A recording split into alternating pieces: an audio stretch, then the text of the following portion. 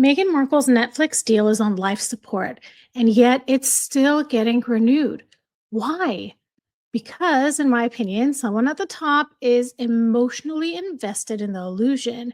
Let's talk about power, favoritism, and the psychology behind why some people stay protected no matter what. But before we begin, here's the intro. Welcome to Revealing the Narc. Join me as I highlight narcissistic traits in celebrities and public figures. Everything here is in my opinion and not professional advice. If you enjoy the analysis, please like and subscribe. Today we're going to peel back the layers on one of the strangest Hollywood deals still standing. Meghan's partnership with Netflix has produced lackluster results, shelved products, and limp ratings, but somehow she's still in the game, still being praised, still being funded. And the key reason, Ted Sarandos, CEO of Netflix, is all in. One insider even says he's not in the Netflix business, he's in the Meghan business. So, what's really going on here? I want to go through this article and I'm going to put forth my theory about the golden child versus the scapegoat and what does Ted Sarandos actually believe about Meghan? The article is titled How Harry's About to Be Cut Out of Meghan's Netflix Deal by a Man Who Calls Her the Rock Star. Insiders reveal face-saving deal to Alison Boshoff and the truth about limp ratings. This article was published on May 24th. The article begins by talking about how horrible Harry's week has been, and honestly, we can look at that for his entire year. The article says, although he announced he was dedicating himself to a life of service after Megxit, he does not make Time magazine's list of 100 most influential philanthropists, which was published this week. Worse still, his brother, Prince William, described in Spare by Harry as his arch nemesis, is on the list along with wife Catherine, Princess of Wales. That lack of recognition is no surprise, as this year Prince Harry stepped aside from the charity he founded, sent to Bali, amid a fallout with its chair of the board. There's also been the saga of the charity African Parks, of which he was president for 6 years until being elevated to the governing board of directors in 2023 and has now admitted to human rights abuses. Both of these setbacks come hard on the heels of Harry's loss in the Court of Appeal over his right to automatic taxpayer funded security, something which he called a good old fashioned establishment stitch up in a memorable tell all BBC interview earlier this month. The interview definitely got everyone talking, but not in the way Harry had intended, as he came across as bitter and entitled.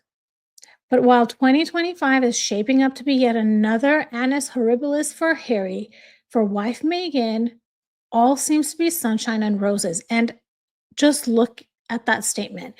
Earlier this month, Meghan was on Jamie Kern Lima's podcast describing how she's having the best time of her life and how happy she is, and she's in this honeymoon phase. And look how much her husband has struggled in 2025 alone. We're not even halfway through the year yet. This actually demonstrates Meghan's lack of empathy completely. In fact, I wonder if one of the reasons why Meghan is having such a wonderful year and she's the happiest she's ever been is because what a hard time Harry is having. The article continues and says, for as I can exclusively reveal, despite ratings which insiders concede were limp and disappointing, it is almost certain that her Netflix lifestyle TV show, With Love Meghan, will be recommissioned for a third series to be shown next year. A second is already in the can, and that the deal with the streamer, which had appeared dead in the water, will be renewed in September. One well-placed source tells me what people do not understand about the situation is that Netflix CEO Ted Sarandos is a massive, massive fan of Meghan personally. He calls her the rock star. There is no way that her deal does not get renewed. The source adds, Ted is in the Meghan business, and that is not about to change. He is all in. So while the deal will be re-upped, my source says it's on the basis of Meghan's on-screen presence and of her ideas in the lifestyle arena, and not on account of any ideas Harry has had. The initial Netflix deal was, with both Meghan and Harry, reportedly worth £78 million over a 5-year period. The couple promised to create content that informs but also gives hope. When I was reading this, looking at this relationship between three people, Ted, Meghan, and Harry, with Ted being the top of that hierarchy professionally, this is very much a golden child versus scapegoat dynamic. And what does that mean? In dysfunctional systems, now this can be in families or in corporations, these are rules that often get assigned. The golden child is idealized, they're praised, protected, and held up as proof that the system is working. The scapegoat is blamed, they're criticized, sidelined, and used to absorb the system's failures. These roles don't just show up in homes, they show up in entertainment deals, business partnerships, and image driven leadership structures. And in the case of Netflix, Meghan Markle has become the golden child of Ted Sarandos, in my opinion, but let's get deeper into this. Clearly, Meghan and Ted Sarandos are not in a family, but they are in a codependent, high image partnership where branding often outweighs performance. Ted Sarandos is not just a CEO, he's a brand builder who bet big on Meghan, and now he can't walk it back without losing face. In systems like this, golden child dynamics show up when the rules are rewritten to protect one person's image, their failures are rebranded as growth, their deals continue even when the results don't. So, what's the evidence of this actually happening? I do want to clarify, if we are saying that Meghan is the golden child, Harry is being treated as the scapegoat. So, let's look at the different projects that these two have had with relation to Netflix. The following projects are Meghan led or Meghan framed. With Love Meghan, we know that that's the branded lifestyle series filmed in a staged kitchen. We know that a second season is coming out, but really that second season is just part 2 of season 1. It was already recorded. And according to this article, there's a third season that's going to come out. There was an animated series called Pearl, which was shelved before production. There was a deal to make a movie for the book Meet Me at the Lake. There's been no approved script. I did actually go and read this book. I really should do a video about it because it reveals a lot about how Meghan views herself, that this particular book. Let me know if you would be interested in doing that. I wonder if we can start some sort of book club. If you're interested in that, let me know. And if you have any idea of how how logistically that could work, that we could have a book club, let me know. And then finally, we have As Ever, the home goods and food brand. It allegedly sold out in less than an hour. We don't know how much product there actually was. 7 weeks have passed and there's no restock. And according to this article, Sarandos said, "We're a passive partner in Meghan's company, and it's a big discovery model for us right now." And that's interesting to say. So they're testing this out with Meghan, this entire relationship that's going on with Meghan and her As Ever brand is their experiment. Now let's move on to Harry led or Harry framed projects. You already see that there's only 2 of them versus the 4 that appear to be Meghan led. The first is The Heart of Invictus. It was his personal veteran-focused docuseries. It underperformed critically and commercially, and it was actually one of Netflix's worst performers of 2023. And then there was the Polo documentary, which according to this article, did not chart. This immediately got me thinking of the Spotify deal and the statements that were made by Bill Simmons, but not the statement that you're thinking of, not the really famous one. So let's look at that really quick. I'm pulling this from the article. Bill Simmons calls Prince Harry, Meghan Markle, the bad word grifters after Spotify split. What I really want to talk about here are the last 2 sentences of this paragraph. It says, Bill Simmons is quoted as saying, "I gotta get drunk one night and tell the story of this Zoom I had with Harry to try to help him with a podcast idea. It's one of my best stories." The implication here is that maybe Harry doesn't have very good ideas. If you look at all of this collectively, though, between Harry and Meghan and all of their Netflix projects, it's not positive, right? But despite all of that, Meghan's deal is renewed. It appears that Harry is being removed. The new direction is going to focus on Meghan's lifestyle concepts. And reports say there's no upfront payment, just performance based terms. So, why would Netflix keep investing? I'm going to go back to the original article we were talking about. And in it, it says one senior TV and film producer said the renewal will be crucial in saving face all around, not least for Netflix.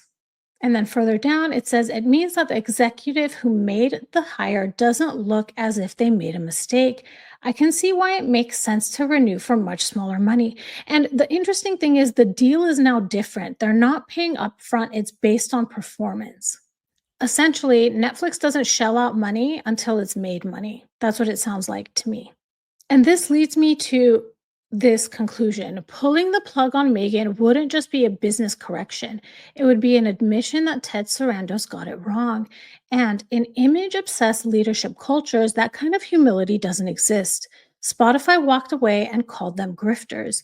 Netflix, on the other hand, they're quietly downsizing the deal, stripping Harry out of it, and pretending it was the plan all along. But what about these statements that Ted allegedly made, believing that Meghan is a rock star? Does he really believe that? In my opinion, probably not anymore. But honestly, that doesn't matter. What matters is that he already acted as if she was. He gave her one of the biggest platforms in the world. He attached his name and Netflix brand to hers during a time when their original content slate was under pressure. Backing out of that now would be an admission that Netflix misread the moment, he misread her influence, and the buzz was hollow. And here's the thing, in corporate power structures, it's often easier to lose money quietly than to lose credibility publicly. So, what does Ted have to do now? He reframes the deal as smaller, more niche, more targeted, and money doesn't get paid out until content is made and is performance based. He's distancing Harry, the underperforming half, without issuing a public statement and preserving Meghan's image long enough to either land a surprise hit that justifies her brand or quietly fade her out in a way that doesn't look like failure. So, is he deluded or calculated? It's likely a mix of strategic face saving and cognitive dissonance. He probably knows Meghan doesn't deliver audience engagement at the level of her hype, but he needs her to work. So the system bends around her. That's what golden children do. They create gravity that pulls logic, budgets, and judgment out of orbit. This isn't about Meghan's success. It's about protecting the narrative that she was a good investment. Because when your power depends on perception, you don't just build an image, you have to protect it, even from the truth. With all that being said, is Meghan still the golden child? Yes, but it's not because of merit, it's because of momentum. The golden child isn't the one who performs the best. They're the one the system can't afford to admit was a mistake. Even if Ted Sarandos no longer believes in her star power, Meghan still gets shielded from the consequences of failure, is given another chance after another chance after another chance, has the narrative spun to protect her image, and forces the system to change around her instead of confronting reality. That's textbook golden child behavior. Golden child status isn't based on current belief, it's based on past emotional investment. Ted doesn't need to believe she's a rock star today. He just can't afford the world to know he was wrong yesterday. That's why Meghan still gets these PR cover stories, brand pivot deals, and solo positioning at Netflix while it looks like Harry disappears. Ted is locked in. And until the public forgets, fails to care, or something shiny replaces her, he'll probably keep her propped up. So my beliefs are exactly this. Meghan was the golden child and is still the golden child. And it's not because she's delivering results, but because the person who empowered her can't admit the mistake. During the research of this article, I wanted to find any public footage of Ted with Meghan, and it's actually quite limited. I wanted to see how they interact when they're together in person, but really there's not. I don't think I even found any video footage where they're interacting with each other. But I did find a few things. The first one is from January 2020, when Ted is talking about the excitement of potentially hiring Meghan and Harry while he was on the red carpet at the Producers Guild Awards. Let's watch that clip. I'd be interested. Who wouldn't be interested? Yeah, sure. Something down the line, Yeah. if possible. Who knows? Who knows? Who? Like I said, who would not be interested in that? Yeah. The next thing I found out was probably big news, but I must have missed it. I did not see this at all. But apparently, King Charles III in December of 2024 honored Ted Sarandos. And how did he do that?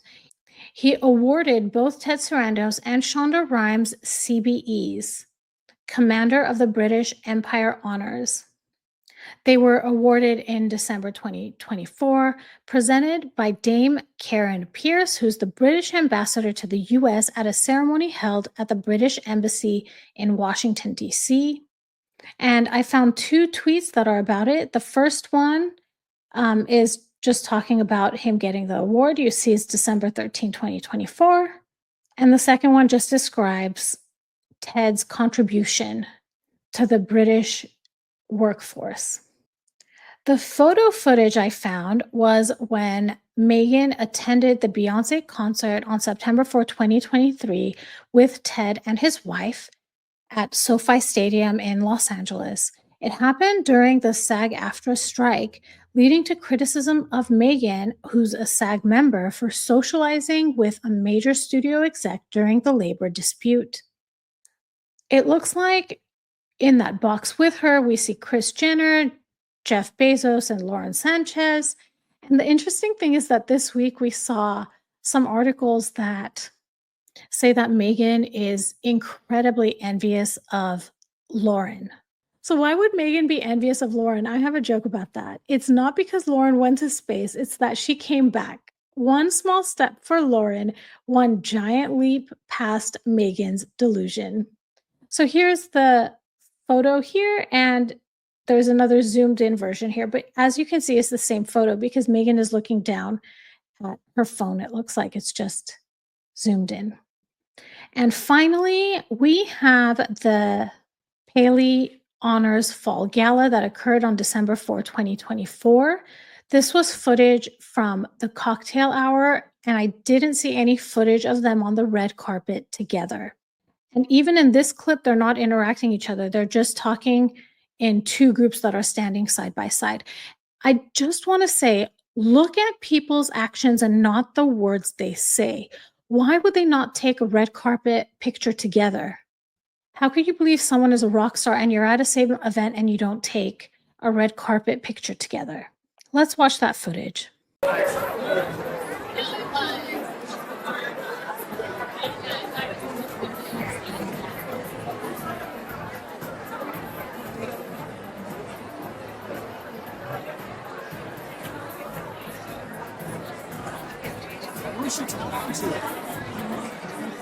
And there it is. This is the extent of the footage I could find of Meghan and Ted Sarandos interacting with one another. If you know of any others, please drop it in the comments. I could do some more digging and see what I can find. I want to thank you so much for watching and being part of this conversation. If this content resonated with you, or if you've ever seen dynamics like this play out in your own life, please consider channeling your support somewhere that truly matters. Instead of super chats, super stickers, or tipping me directly, I'd be honored if you'd make a donation, no matter how small, to the National Domestic Violence Hotline. They provide 24/7 support, safety planning, and resources to people who are experiencing abuse, control, or coercive dynamics, whether that's emotional, psychological, or physical. I will leave a link in the description of this video. Your generosity could help someone find clarity, support, or even a way out. I want to thank you so much for listening. If this video was interesting to you, please like and subscribe. Hit that notification bell so you'll know every time I drop a new video. I want to thank you so much for listening, and I'll talk to you soon. Bye, everybody.